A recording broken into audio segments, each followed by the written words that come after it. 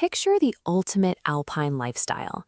You clip into your skis, carve through untouched powder, and end the day at a luxury lodge.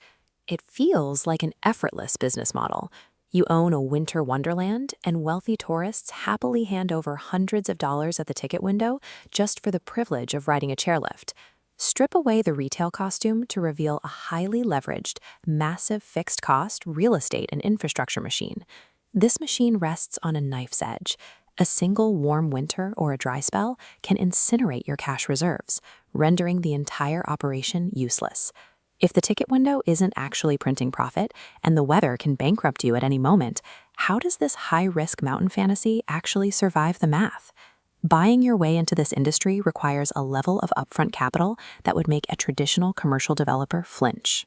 You are essentially building a highly specialized remote utility grid, operating under the same intense infrastructure demands as a major commercial airport. Before you can sell a single pass, you have to install high-voltage electrical substations, carve out massive water reservoirs, and bury miles of underground high-pressure piping across hundreds of vertical acres in sub-zero temperatures. Then comes the surface operation. You need highly specialized fleets of heavy six-figure machinery just to push and groom the artificial snow you just made. Yet before you clear a single run, you face an environmental and geographic gauntlet. Much like a modern gold mine, a ski resort must spend years bleeding millions on legal teams and impact studies before turning any dirt. Because most U.S. ski mountains operate on public land, you are looking at decades of grueling battles over water rights, wildlife protections, and federal permits. But surviving that regulatory nightmare becomes your greatest asset. It acts as an impenetrable moat, guaranteeing that a competitor cannot easily build a competing resort right next to yours. You are left with a highly protected regional monopoly. Once the gates finally open, the financial illusion begins. You assume the wealth is generated when a skier pays $200 at the window, but that barely covers the baseline cost of operating. The lift ticket operates like gas station fuel. It generates massive revenue, but it's a thin margin product acting as bait. That money drains out to pay massive liability insurance, heavy electricity bills for chairlifts, and millions of gallons of water for snowmaking.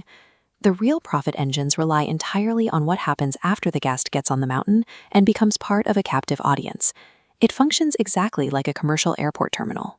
The architecture is engineered to funnel relaxed passengers directly past high-margin retail stores when they are most willing to spend. Once locked inside this closed ecosystem, the extraction begins. You charge $40 to park a car. You sell a basic burger and fries for $25 and demand $100 premiums for equipment rentals.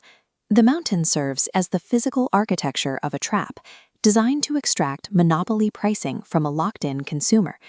Even with a captive audience, resorts still face one lingering existential threat: the unpredictable volatility of the weather and global warming. This chart shows the core problem. The flat line represents your massive infrastructure debt and payroll, which run 24 hours a day. The chaotic, fluctuating line is your daily ticket revenue, completely vulnerable to whether or not the snow actually falls. To beat this volatility, the smartest operators borrowed a strategy directly from the commercial gym industry: the subscription model. Instead of relying on daily walk-ups, they began heavily marketing discounted multi-mountain megapasses in the spring and summer. By forcing the consumer to pay for their entire winter vacation months in advance, resorts lock in highly predictable, recurring revenue before a single snowflake even falls. Through these subscriptions, resorts shifted the statistical risk of bad weather off their balance sheets and onto the skier. The consumer is transformed into a captive, predictable data point inside a perfectly engineered financial machine.